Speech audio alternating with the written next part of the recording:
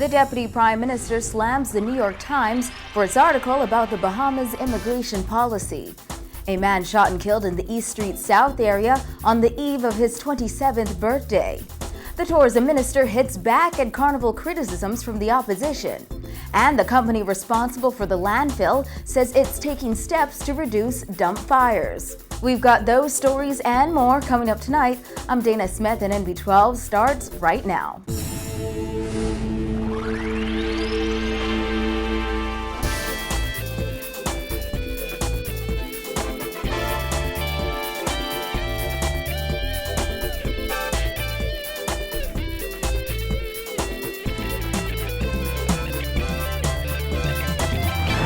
Topping news tonight amid questions over whether non-Bahamian students would be barred from attending school as of fall 2015 as a result of the Bahamas' new immigration policy. Deputy Prime Minister Philip Davis insisted today government would never go against the Convention on the Rights of the Child. He also slammed the New York Times for its article on the new policy, asserting it was inappropriate for the newspaper to run the front page article before getting its facts right. Vonnie Toot reports.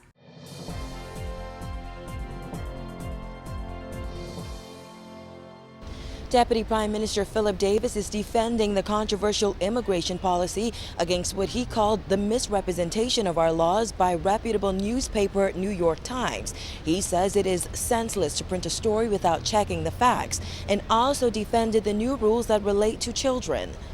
Following the immigration minister's recent announcement that non-Bahamian students will need a student permit or a passport with a residency stamp to attend school in fall 2015, many have questioned whether those students who do not have permits would be barred from attending school. However, Davis insisted today the Christie administration would never go against the Convention on the Rights of the Child, which mandates that primary education is compulsory and available free to all. It does not.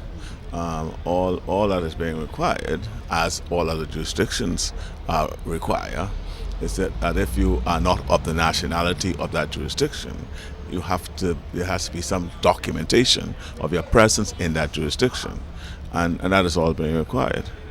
Education Director Lionel Sands said in November that the Department of Education is not interested in the status of children attending public schools or the status of their parents. The new immigration rules for children were mentioned in a recent New York Times article, which was accompanied by a picture of two little boys said to be of Haitian descent.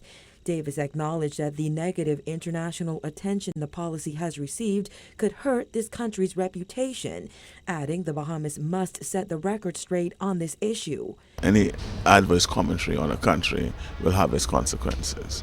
However, I think right-thinking persons, once they understand the true facts, any such adverse view will dissipate once they come to understand what the true facts are. The Deputy Prime Minister questioned whether the New York Times bothered to get the actual facts when it suggested that the Bahamas' new immigration policy discriminates against Haitians.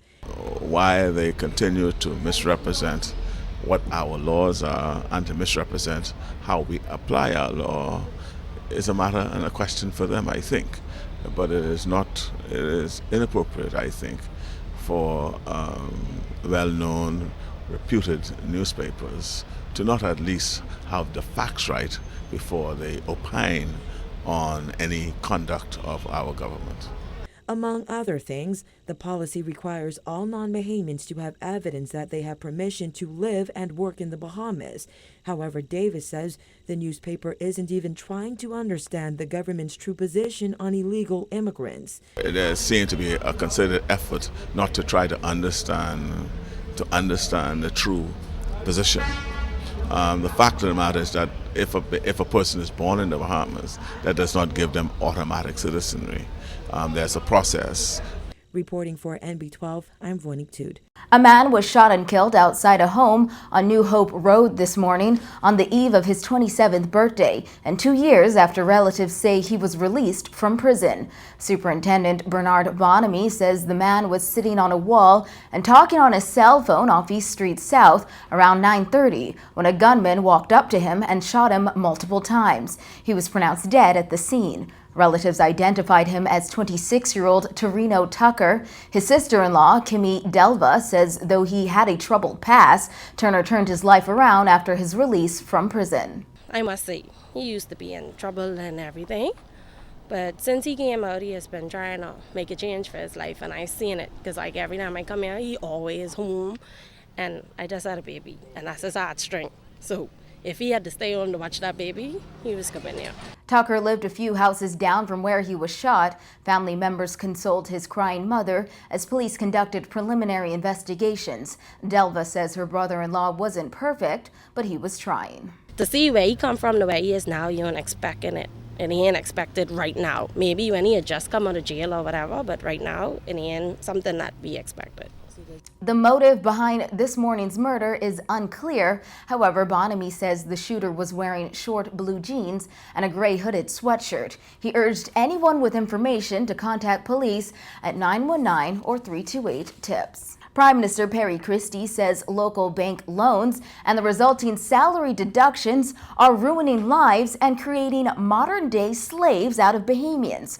Christie questioned how there are people in the Bahamas getting loans for cars and furniture when there are aspiring business owners who were denied the opportunity. Christie said a productive economy cannot be built along this path, and he encourages banks to come up with ways for there to be less personal debt. Today you have people taking out loans for vacations that they will end up taking 7 years to pay back, or taking out loans for lavish weddings or for cars that they really don't need to change right now, or loans for this and loans for that, but they pile up these loans, pile up on the credit cards, they have to pay back at 18 or 20 or 22% interest rates, and whatever other charges that may exist. I didn't know there were people in the Bahamas who had mortgages, who had jobs, and have decided they're not going to pay the mortgages. I knew there were people who were unemployed and couldn't pay, and who built up a debt. I knew there were people who had some intervention in their life, was joint mortgage, and one of them separated from the other, or a child went and got their own obligation, and therefore one couldn't pay. I knew those things.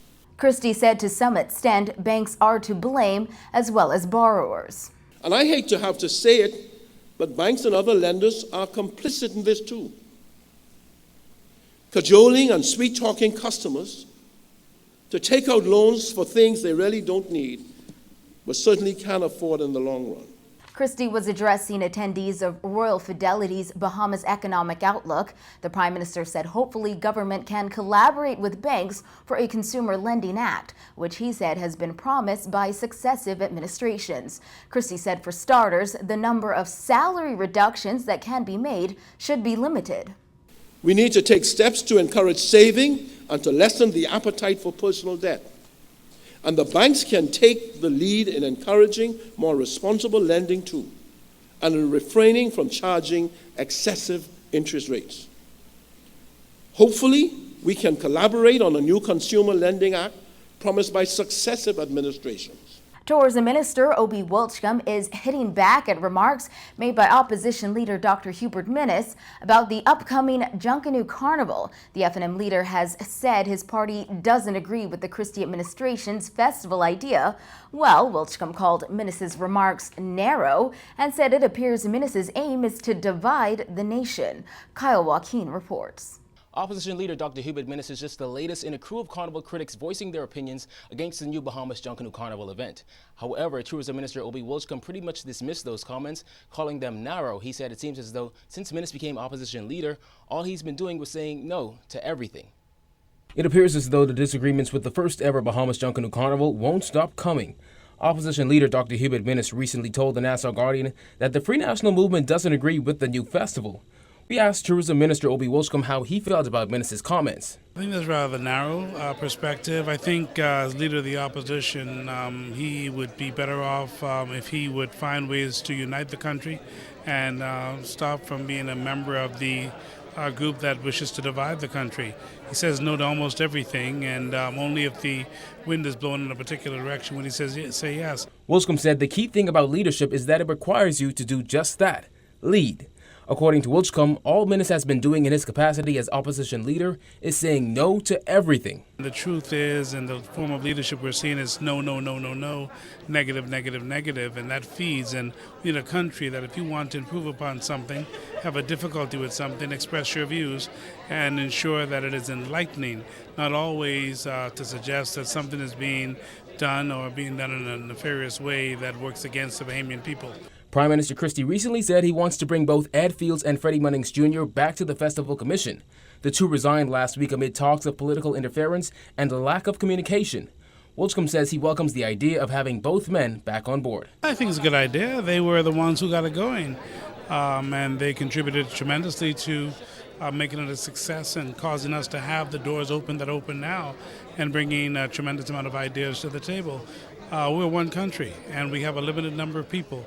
So what's wrong with putting the best and the brightest at the table, and at all times using all Bahamians to make things successful? So I welcome it.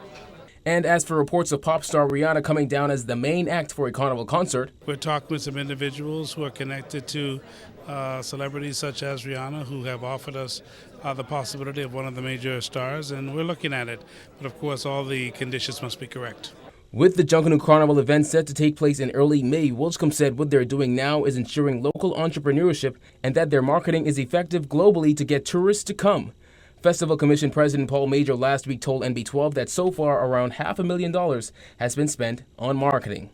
Reporting for NB12, I'm Kyle Joaquin. Well, F&M Chairman Michael Pintard also weighing in on the Junkanoo Carnival controversy today. Simone Davis has that angle. First of all, Mr. Wilchcombe appears not to be fully aware of the F&M's position.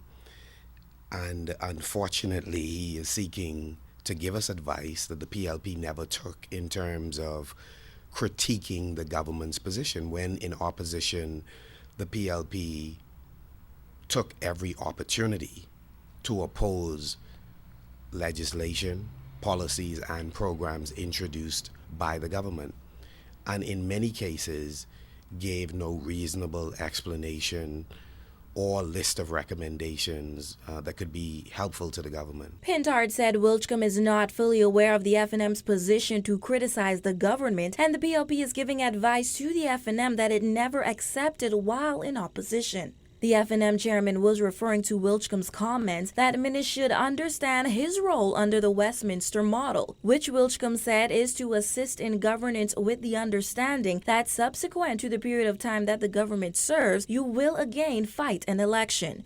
Pintard said the F&M believes the government is seeking to rebrand the culture of the Bahamas, utilizing someone else's culture, which is an inappropriate way to showcase all things Bahamian. He also said the formula and the title of Bahamas Junkanoo Carnival is wrong on so many levels. The Free National Movement, according to Dr. Minnis, does not support Carnival, and it is a view shared widely by his colleagues for a number of reasons. The formula being used is incorrect. The title being used is incorrect. The culture that we are borrowing is useful as a side event, but not as the focus of our branding.